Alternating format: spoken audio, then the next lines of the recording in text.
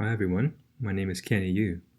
Today I would like to share about my project that I'm working on is a study of recent earthquakes in Japan with InSAR. The purpose of this project is to use InSAR data to detect deformation of Earth's surface and recent earthquakes with time series analysis and average velocity.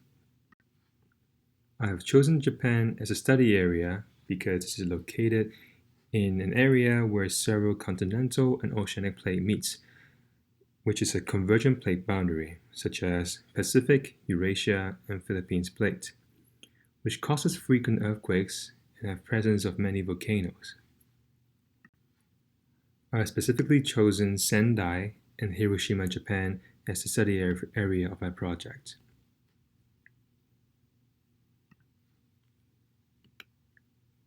Due to frequent earthquakes in this area, it is recorded that as many multiple or frequent of magnitude 4 to 6 or above earthquakes happen in this area. However, most earthquakes happen undersea. I would like to discover and analyze how these underwater earthquakes affect inland, which InSAR is very useful at this place so that I can observe the formation and changes on land.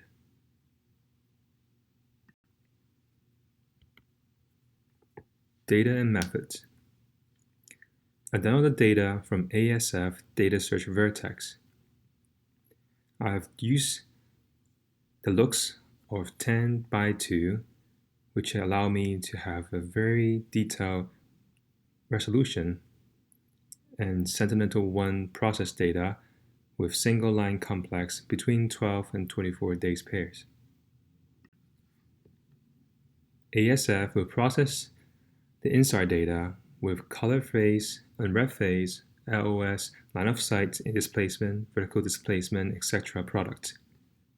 Then I would bulk download it to the Google Drive with Google Colab. Before running any kind of analysis, I created some plots to see of correlations and also displacement just help me to visualize what's going to happen in this area.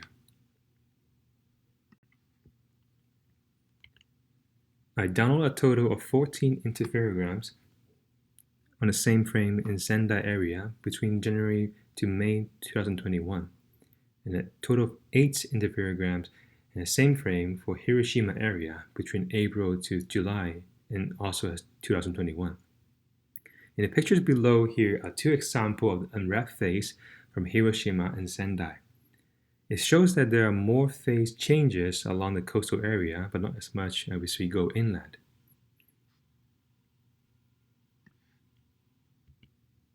First, evaluation of the data quality. The coherence between 2 SAR images expresses the similarity of the radar reflection between them. Any changes in the reflectivity are noted as a decorrelation in the phase, and as an approximate pixel between the 2 images. Sendai area has a better correlation for most InSAR acquisition pairs. Values are from 0 to 1.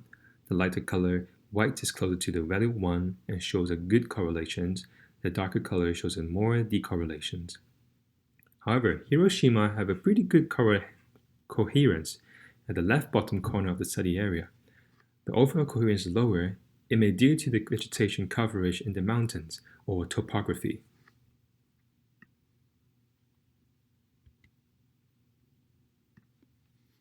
Then we visualize a little bit of unwrapped phase. The unwrapped phase has a unit of radians. You have to choose some conversions to change it from radians to meters. That's why in here I plotted the LOS displacement, the line of sight displacement, which are the units in meters, so that I kind of can visualize the displacements throughout time. These plots help me to determine or know where to focus for the whole study area. At this point, we still don't know the absolute displacement yet because we haven't compared to other measurements.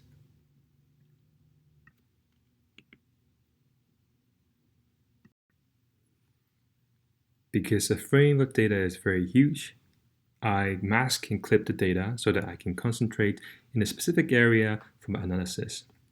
And also, the pixels of the data are not exactly the same. So when I perform the time series analysis, I cannot extract and create the stack of data from different dates. Because of that, I create a function to clip all the TIFF file within the bounding box that I selected and store them in the designated folders for later analysis. At last, I create a time series and velocity plot.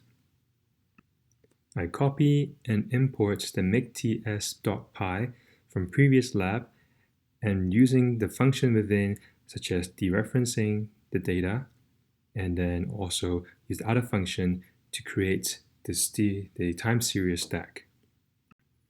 The dereferencing is very important at this point because we do not know the absolute displacement without comparing other measurements. In order to create time series, we have to relate all the interferograms to a reference point, where all the interferograms are identical, and in making TS packages, the dereferencing function allows us to subtract out the values from reference point and each unwrapped interferogram between estimate and time series. Furthermore, because of the file naming convention is different, I have to change a little bit at the getDate function so that I can get the specific date pairs for the interferograms. Results. This is the Hiroshima, Japan time series. I picked 2 points. One is near close by the earthquake's area, and another one is just a controlling area at some probably non-deformation area.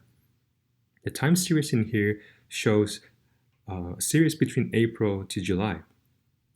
The displacements are relatively related to earthquakes event as well. There are multiple earthquakes happen within the time frame.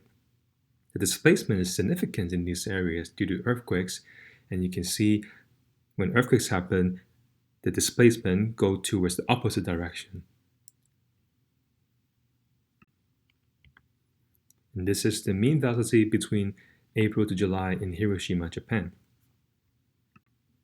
Because water has a lower backscattering, which resulted with non-detectable displacements, I change all the velocity values that are at 0 into NaN so that we can see a better picture which separate from water and land. And most deformation are all on land. The mean velocity is from 0.75 to about -1 meters. The whites are waters, so we cannot find deformations. And thoroughly, most of the deformations are having a negative displacement. Result for Sendai. The time series also explain a pretty interesting trend. Similar to Hiroshima, when earthquakes happen, the displacement of these two places also diverge. However, there are some interesting trend you can see in here before and after earthquakes.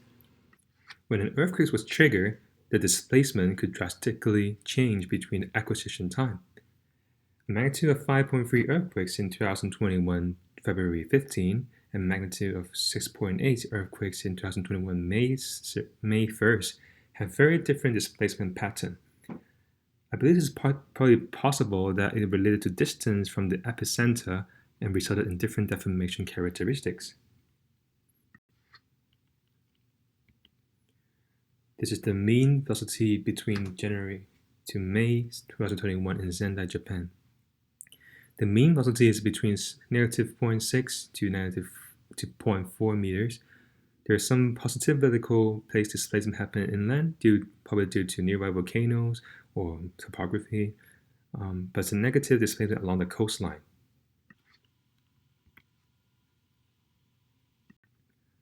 Discussion of the Sendai area. Even though in the coherence plot and the data quality, it shows a good correlation in Sendai area. However, weather might be a huge factor in creating these results that we can see are lots of red and blues on the right-hand side or east side of the map. This could be a result from tropospheric interference that created delays and affect the result with lots of noise on the waters. But other than that, in the area, we know that the Pacific plate subducting beneath the Eurasian plate It resulted with the Japan Trench, which is an oceanic trench part of the Pacific Ring of Fire, not too far from Japan. It extended from the north to almost Russia, to the east to the south of Japan. The subduction process caused a bending of downgoing plates and rises in the non-subduction plates. A series of thrust fault systems may develop on the continental shelf or inland. It's possible of volcanoes and different kind of features may also created because of the subduction area. As we can see inland, the blue is showing of the uplift or the vertical displacement with 0.4 meters per year. It could possibly be resulted of the subductions happen in the area and causing those uplifting of volcanoes or mountains in the middle or the west side of this map. In Hiroshima, we'll see the same and similar kind of pattern, but without those noise of weather tropospheric delays. It is similar to Sendai area. There's a Philippine sea plate subducting beneath the Eurasia plates, and then it also created a system of thrust faults in the area as well.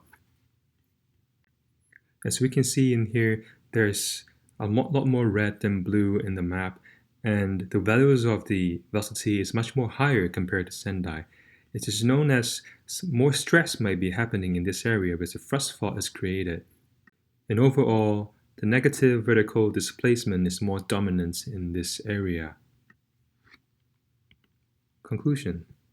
In both areas, it shows some really good results of deformation due to earthquakes, whether it's just by subduction area or even maybe volcanoes. But both areas, there's maybe some sort of tropospheric delay interference in the data that affect the data accuracy. From monitoring these deformations in a short period of time, it allow me to understand and see how earthquakes in the ocean triggers affecting inland in Japan. And from this, we could probably estimate probability of earthquakes happen in the future. In possible further study, I'd like to do a better job in cropping data in a very specific area, or I want to combine multiple frames so that I can study a larger area and do more analysis of the whole area of Japan or different places. I wish that I'd be able to do more in corrections to correct those tropospheric interference so that I can improve data accuracy. And I hope that we can able to study a longer period of time so that we can do more predictions and probability estimates in the future. And this is my reference page. This is the data that we got. And this is the end of my presentation. Thank you.